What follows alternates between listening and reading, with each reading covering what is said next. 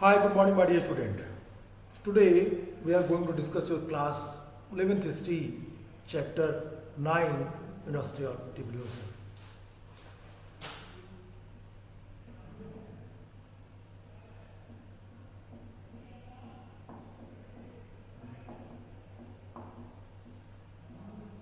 Class 11th history, chapter 9,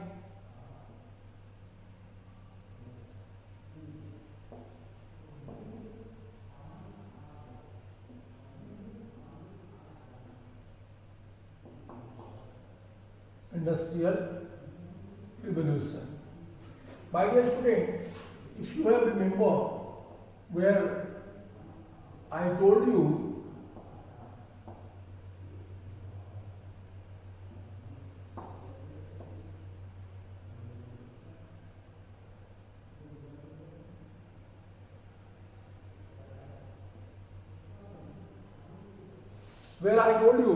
about the term industrial revolution and why we call ये industrial revolution का era था। इन चीज़ों को हम लोगों ने बातें की, इस पर एक्सप्लेन किया, कई सारे टॉपिक पे हम लोगों ने चर्चाएं की। उन टॉपिक्स में कुछ चीज़ें तो अत्यंत ही महत्वपूर्ण टॉपिक्स में काउंट की जाती हैं। जैसे वो कौन कौन से टॉपिक हैं जो महत्वपूर्ण हैं, जिस पे हमने बातें की। कल मैंने इसके बारे में विस्तार से चर्चा की थी। I hope all the important points which was discussed by me in my previous class. You should watch my previous video where I discuss that the introduction of this chapter. Then after, why it happened in Britain, why industrial revolution happened in Britain. फिर हमने देखा कि कोल और iron ने industrial revolution में क्या योगदान दिया। फिर स्पिनिंग, वीविंग, क्लॉथ्स और उसके बाद कैनालोमेनिया, ट्रेड, टाउन्स एंड फिनांस। और फिर हम लोगों ने एक लंबी चर्चा की स्टीम इंजन पे और वर्कर्स कंडीशन पे और लाइफ्स पे, वहाँ के लोगों की जीवन दशाओं पे, चेंजिंग लाइफ्स पे कि किस तरीके से वहाँ के लोगों का जीवन बदल रहा था। इन चीज़ों पे हम लोगों ने विस्तार से बातें की थी अपने प्रीवियस क्लास में। तो जो हमारा लास्ट टॉपिक था, मैं एक बार आपको रिमाइंड कर दे रहा हूँ, वो वर्कर्स टॉपिक था हमारा, जिसको हम लोगों ने कल बात की थी। और वर्कर्स में मैंने कुछ बातों को बड़े ही क्लियरली, बहुत ही साफ तरीके से बताया था। My dear student, the workers topic, जो वर्कर्स टॉपिक था, उसमें हम लोगों ने एक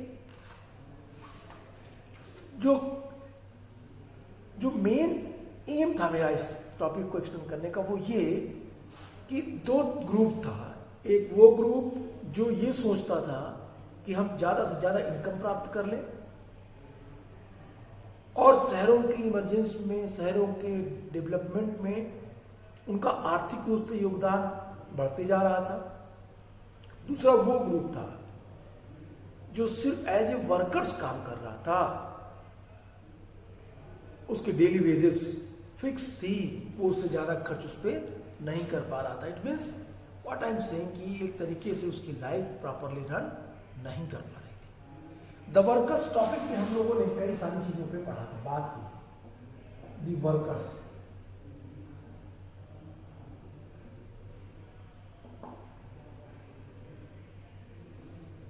वर्कर्स, हमने आपको यहाँ पे वर्कर्स को कंपेयर किया था इससे, इंडस्ट्रीज से।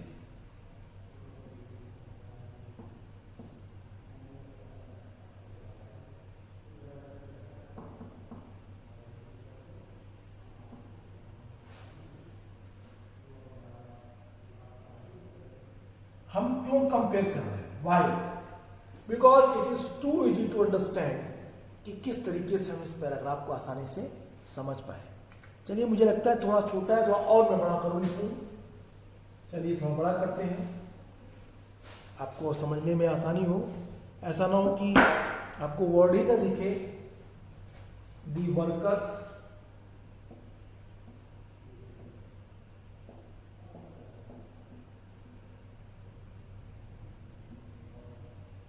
और जस्ट इसके अपोजिट इंडस्ट्रियलिस्ट,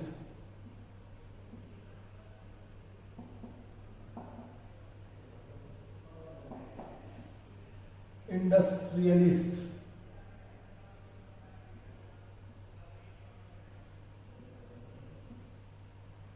दोनों की कंडीशन कैसी थी? अगर आप इसे देखिए तो आप ये टॉपिक अपने आप समझ जाएंगे।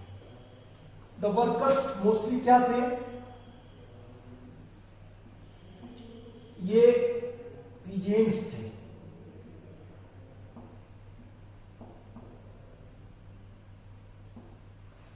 जो इमिग्रेंट्स हुए थे, जो गांव से शहरों में आए थे।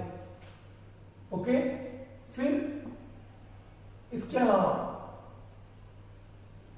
इनकी कंडीशन, लाइफ स्पैन, जब ये शहरों में आते थे तो छोटी हो जाती थी, less than elite class people। जैसे डर्बी में, जैसे कुछ शहरों के नाम दिया हुआ है, डर्बी, मैनचेस्टर,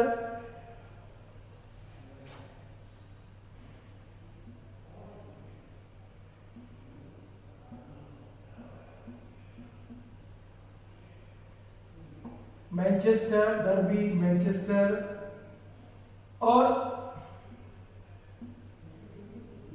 तीसरा शहर जहां पे सबसे कम थी वो था बर्मिंघम शायर।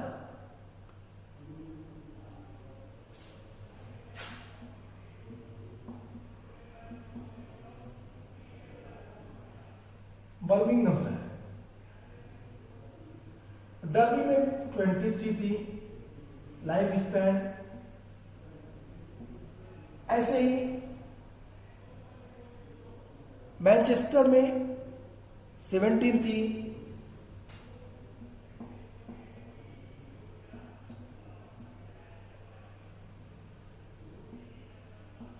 आई होप कि इनकी जो जीवन, कितने दिन तक वर्कर्स जीवित रहते थे इस इंडस्ट्रियल सिटी में, कहता है कि इनकी आयु बहुत कम थी।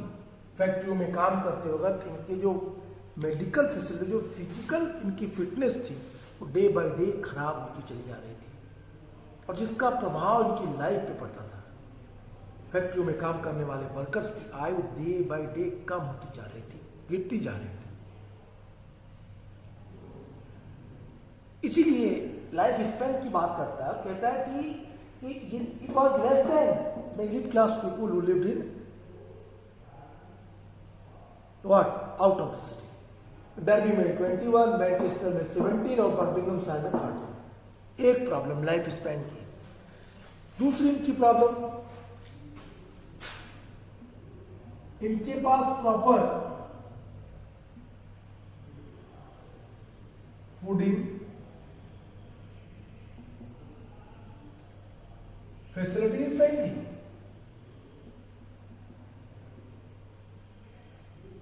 सैनिटेशन नहीं था।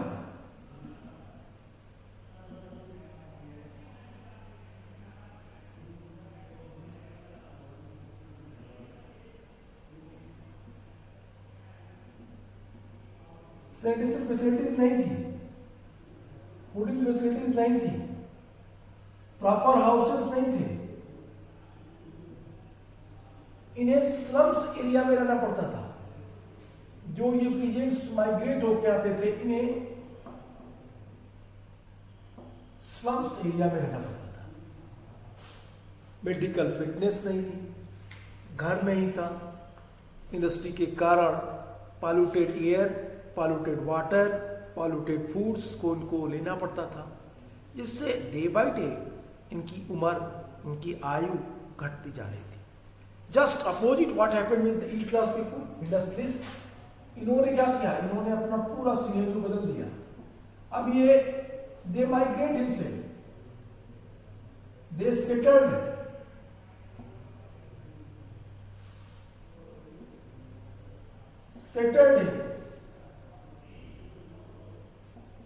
Self in out of city,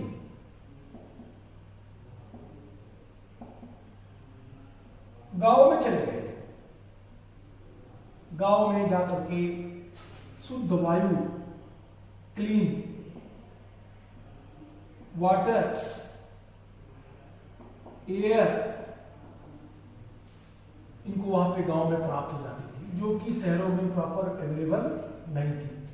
दूसरा, ज्यादा प्रॉफिटेबल कंडीशन में ये थे।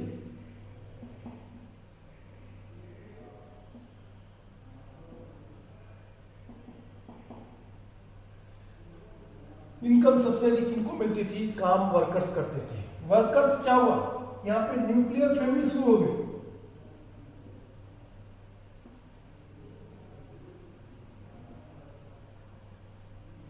न्यूक्लियर फैमिली मतलब एकल परिवार व्यवस्था।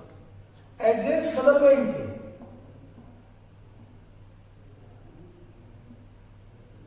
पते बदल गए, ज्वाइंट फैमिली का कॉन्सेप्ट खत्म हो गया।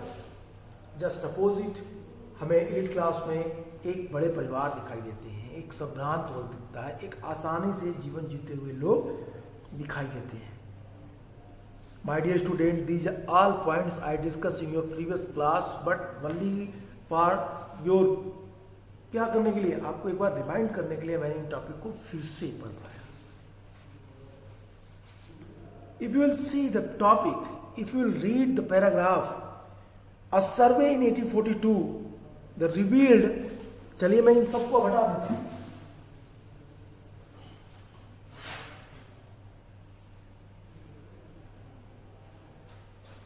अब आप इन चीजों को देखिए जिसको मैं बताने जा रहा हूं। What I am going to explain, what I am going to discuss with you, the point, these are the points on the basis of that you can easily understand the topic.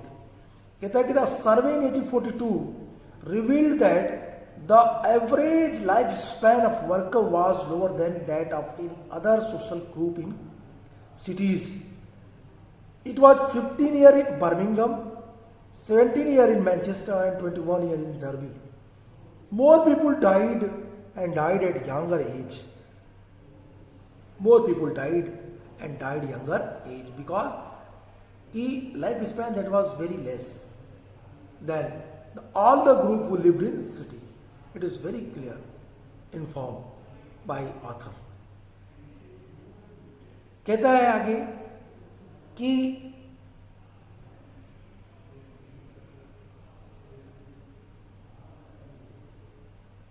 the increases in the population of cities was because of immigrants rather than by an increases in the number of children born to family who already lived there. Deaths were primarily the caused by the epidemics and the disease that sprang from the pollution of water, like cholera, typhoid, or such type of others. Air like tuberculosis, more than 31,000 people died from an outbreak of cholera in 1832. Until late the 19th century, the municipal authorities were negligent in the attending to those dangerous conditions of life, and the medical knowledge of understand that cure these diseases was unknown. Kalra से 1832 में इतने सारे लोग की मृत्यु हुई। तो कहते हैं कालरा एक बड़ी बीमारी थी उस समय, उसके टीके उसके जो प्रॉपर जो मेडिसिन अवेलेबल नहीं थी। म्यूनिसिपल कॉर्पोरेशन ने, म्यूनिसिपल जो वहाँ के म्यूनिसिपलिटीज थी, उन लोगों ने सीधे मना कर दिया, इस स्थिति को संभाल पाने में अपने को वो असमर्थ पाए। तो इस तरीके से इस टॉपिक में एक बात क्लियर है, जो वर्कर्स की कंडीशन है, वर्कर्स की लाइफ स्टाइल है, उन चीज़ों पे ऑथर आपका ध्यान दिलाना चाहता है। Okay my dear, we are going to discuss your next topic. Next topic is that women's, children and industrialisation. चलिए देखते हैं नेक्स्ट टॉपिक में विमेन्स, चिल्ड्रेन एंड इंडस्ट्रियलाइजेशन में क्या कहता है।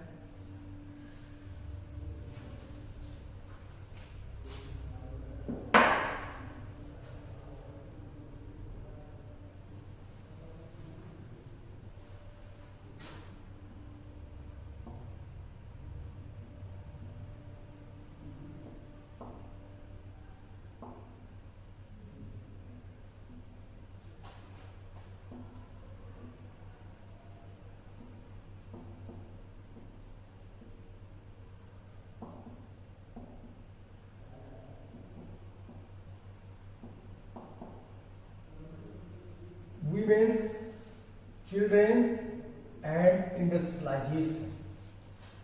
महिलाएं, बच्चे और औद्योगिकरण। इंडस्ट्रियलाइजेशन, औद्योगिकरण।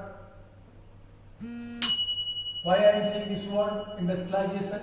Because we are going to discuss, हम इन्हीं इंडस्ट्रियलाइजेशन के आधार पे चिल्ड्रेंस की कंडीशंस और विमेन की कंडीशंस पे बात करेंगे।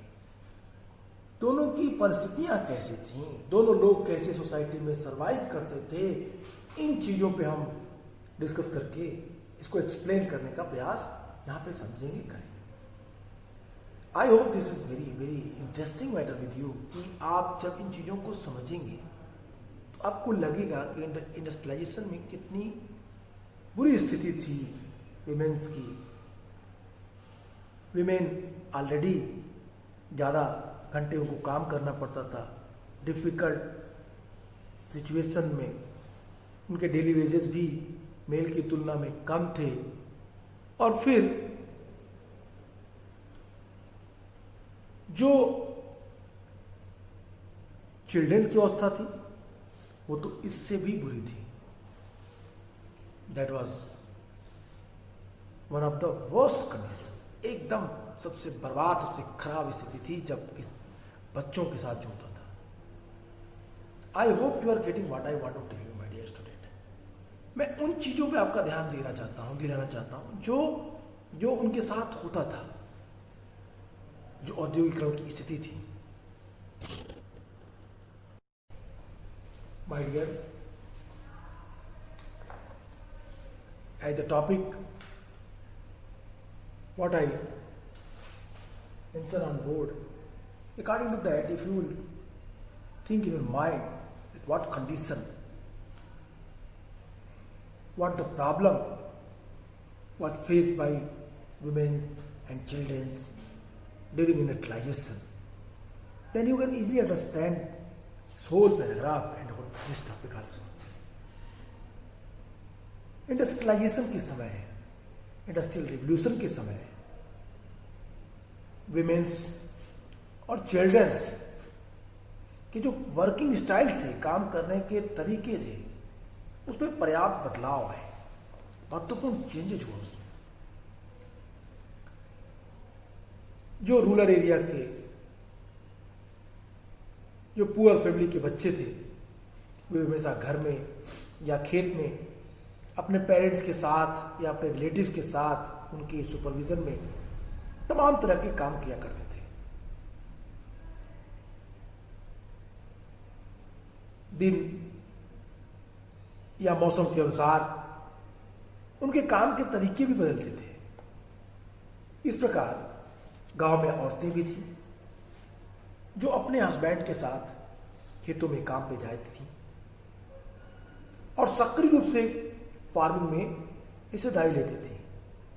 वे पास्टोरल इंडस्ट्री में भी अपने को इन्वॉल्व की, वो पशुपालन उद्योग में भी काम करती थी। वो जंगलों से लकड़ियाँ इकट्ठा करती थी, अपने घरों में वीविंग का काम करती थी, कपड़े बुन करके बुनाई और सिलाई का काम भी वो घरों में करती थी, डोमेस्टिक लेवल पे। कारखाना या फैक्ट्री में काम करने वाले इससे बिल्कुल अलग थे, उनके काम का तरीका भी एकदम अलग था। लगातार कई घंटों तक एक ही तरह के काम, कठोर अनुशासन तथा तरह तरह के जो पनिशमेंट थे, उनकी भयावह कंडीशन में उनसे कराया जाता था। मेल की तुलना में फीमेल को और बच्चों को जो डेली बेसिस था वो बहुत कम मिलता था, उनकी सैलरी कम थी, जिसे पूरा करने के लिए जो इंडस्ट्रीज थे वो ज्यादा से ज्यादा इनकम प्राप्त करने के लिए विमेन्स और चिल्ड्रंस को प्रमोट करते थे अपने फैक्ट्रियों में काम करने के लिए। और एक दूसरी भी कंडीशंस थी, वो कंडीशन थी कि परिवार को चलाने के लिए अब सिर्फ एक व्यक्ति की इनकम इट मीन्स सिर्फ और सिर्फ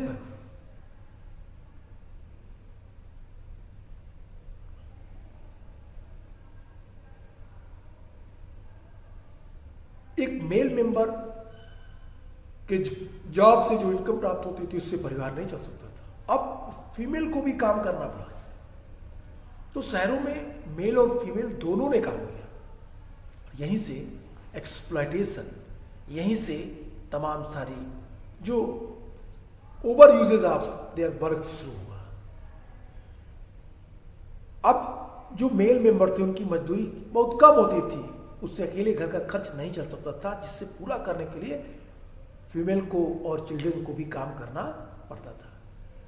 जो जो मशीनों का इस्तेमाल बढ़ता गया, काम पूरा करने के लिए मजदूरों की जरूरत कम होती गई, वर्कर्स को हटा दिया गया।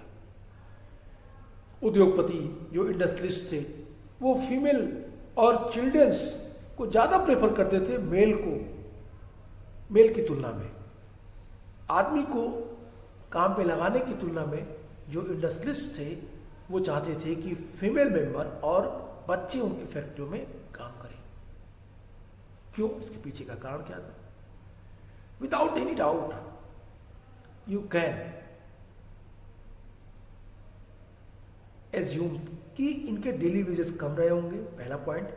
दूसरा पॉइंट, ये स्ट्राइक नहीं कर सकते।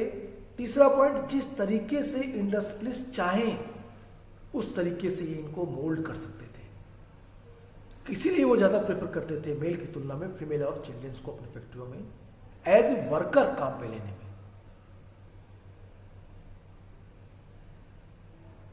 अब एक तरफ तो इन फीमेल और चिल्ड्रंस को काम तो मिला, लेकिन दूसरी तरफ जो काम करने की कंडीशंस थी, जो वर्किंग कंडीशंस थी फीमेल और बच्चों की, चिल्ड्रंस की, वो अत्यंत ही भयावह थी, मिजरेबल थी। स्त्रियों और बच्चों को लंकाशायर और यॉर्कशायर नगरों में जो कॉटन मिल थे, कॉटन इंडस्ट्री में बड़ी संख्या में काम पे लगाया जाता था। रेशम, फीते बनाने और बुनने के उद्योग धंधों में, बर्मिंघम के धातु उद्योगों में बच्चों के साथ साथ औरतों को भी नौकरी दी जाती थी। कॉटन वीविंग और जेनी जैसे अनेक मशीनों में कुछ इस तरह की बनाई गई थी ये मशीन कि वहां पे सिर्फ फीमेल और चिल्ड्रंस ही काम कर पाए, मेल उसको ना कर पाए। क्यों? क्योंकि कपास काटने की जेनी जैसे अनेक मशीनें अत्यंत ही पतली और सक्रिय हो, I mean to say that कि उसके बीच जगह स्पेस कम होता था। बच्चे अपनी फुर्तीली उंगलियों और छोटी सी कदकाठी के कारण आसानी से इसमें काम कर सकते थे।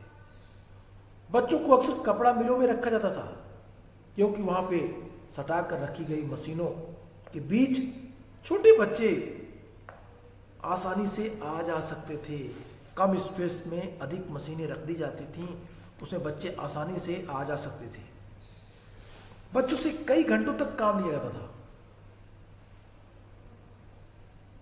उनके काम के घंटे निर्धारित नहीं थे, यहां तक कि उन्हें हर रविवार को भी, संडे को भी मशीन साफ करने के लिए काम पर आना पड़ता था, जिसका रिजल्ट उन्हें ताजी हवा, उन्हें जो फिजिकल एक्सरसाइज थी, इसको करने का उन्हें मौका नहीं मिलता था। कई बार तो बच्चों के बाल, हेयर मशीनों में फंस जाते थे और फिर उनके हाथ कुचल जाते थे।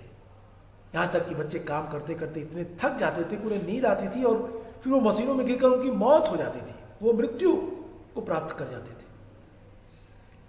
कोयले की खान में भी काम करने के लिहाज से बहुत खतरनाक थी। जो माइंस, कोल माइंस, उसकी छत धंस जाती थी अथवा उसमें विस्फोट हो जाता था और चोट लगना तो वहां आम बात थी। कोयला खान के मालिक कोयले के गहरे और अंतिम छोर को देखने के लिए अथवा जहां जाने का रास्ता जो एडल्ट्स थे, बड़े लोग थे, उनके लिए बहुत सकरा होता था, बच्चों को ही भेजा जाता था। छोटे बच्चों को कोयला की खानों में टैंपर का काम करना पड़ता था। कोयला खानों में जब कोयले भरे डिब्बे इधर उधर ले जाए जाते थे तो आवश्यकता अनुसार उन दरवाजों को खोलते और बंद करते थे। यहाँ तक कि वो कोल बेरर्स के रूप में अपनी पीठ पर रखकर कोयले के भारी वजन को भी ढोते थे। कारखाना के मालिक, फैक्ट्री ओनर्स बच्चों से काम लेना बहुत जरूरी समझते थे ताकि वे अभी से काम सीखकर बड़े होकर अपने लिए काम कर सके।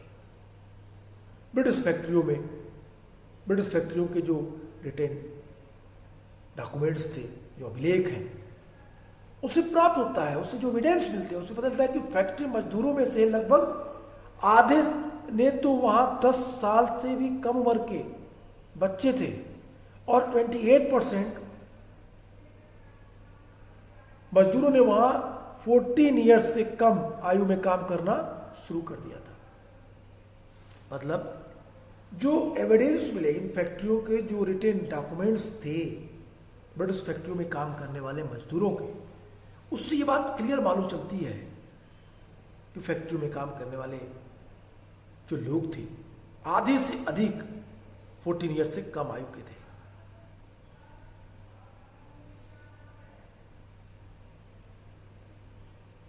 %28 तो 14 साल से भी कम थे। 50% तो 14 ईयर्स के आसपास थे, 15-16, लेकिन 28% 14 से भी बिलो थे।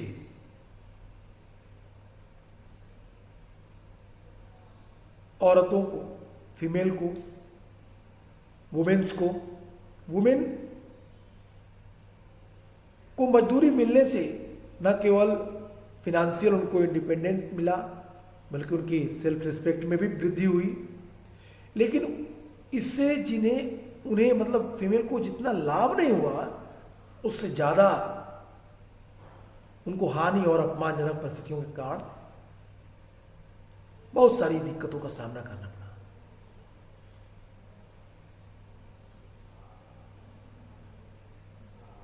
एक बड़ी विकट परिस्थिति थी। एक तरफ तो फीमेल को काम मिला और दूसरी तरफ फीमेल को अपमान मिला। एक तरफ उनके अंदर सेल्फ रिस्पेक्ट और उनकी डिग्निटी बढ़ी, लेकिन उसकी तुलना में कई गुना ज्यादा उनका एक्सप्लॉयटेशन किया गया। लेकिन उन्हें जितना लाभ हुआ उससे कहीं ज्यादा उनको एक अपमानजनक परिस्थिति झेलनी पड़ी। अक्सर उनके बच्चे पैदा होते ही शैशवावस्था में मर जाते थे। उन्हें औद्योगिक काम की वजह से मजबूर होकर शहर की गंदी, डर्टी, पॉल्यूटेड एनवायरनमेंट में रहना पड़ता था। और ये सारी चीजें विमेन्स की कंडीशन और चिल्ड्रन की कंडीशंस को और ज्यादा बुरी से बुरी स्थिति में ले जा रही थी। Dear student, what I am telling you, that is the very important things. The condition of women and the women and children, that was not so good during industrialization. As I told you that the female worker, women workers and children both exploited by industrialists. Industrialists preferred women worker and children worker instead of the male workers. Why? Because industrialists, they were in favor of to appoint them as a worker, because कि daily basis उनको कम देना पड़ेगा, काम के घंटे उनको ज़्यादा उनको करने पड़ेंगे, काम ज़्यादा कर सकते हो। बच्चों को अपने मशीनों में बुला लेते थे काम करने के लिए। तो इस तरीके से पूरी की पूरी परिस्थितियाँ, पूरी की पूरी स्थिति में उनको फायदा ही फायदा था, इनकम उनको उनकी वृद्धि होती थी। तो इस तरह industrialist, they were very clever and cunning also. Due to profit, due to obtain the huge amount of income, they preferred children and women to work in their factory or industry. They took the overwork for them. I hope you are getting what I am telling you, my dear student. Even the women condition, that was very interesting and problematic also. Why I am telling interesting? One-sided, we observe that कि women's को job मिला, वो फैक्ट्रियों में गई, काम किया, उन्हें इनकम मिली, पैसे मिले उनको डेली वेजेस मिले, पैसों ने उनके अंदर सेल्फ रिस्पेक्ट की भावना बढ़ाई, पैसे ने उनको बराबरी का एक मीडियम प्रोवाइड कराया।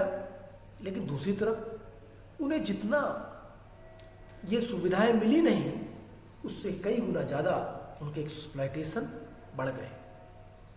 और ये उनका एक्सप्लॉयटेशन, ये उनकी अपनी जो दिक्कतें थी, प्रॉब्लम्स थी, वो निश्चित रूप से उनके लाइफ के लिए, उनके बच्चों के लिए अच्छी नहीं थी। विमेंस के बच्चे, जब वो बच्चे उनके पैदा होते थे तो पैदा होते ही वो मर जाते थे, उनको छुट्टियां नहीं मिलती थी, इस तरह की तमाम सारी प्रॉब्लमें उनको फेस करनी पड़ती थी। I mean to say that if we conclude this chapter without any hesitation, we can say that the condition of women and children that was not so good during industrialization. They have faced a lot of the difficulties. They discriminated, and even if they were exploited by the industrialists or the factory owners, they uses them according to their own way for their own profits. They never think that कि हमें उनके लिए भी कुछ सोचना है, करना है. I mean to say that they never felt, they never did any welfare for them. उनके लिए कोई भी ऐसा काम उनके कल्याण के लिए करना ये नहीं चाहते थे. आज के लिए इतना है, फिर मिलेंगे नेक्स्ट टॉपिक में, नेक्स्ट वीडियो में. Good bye, take care.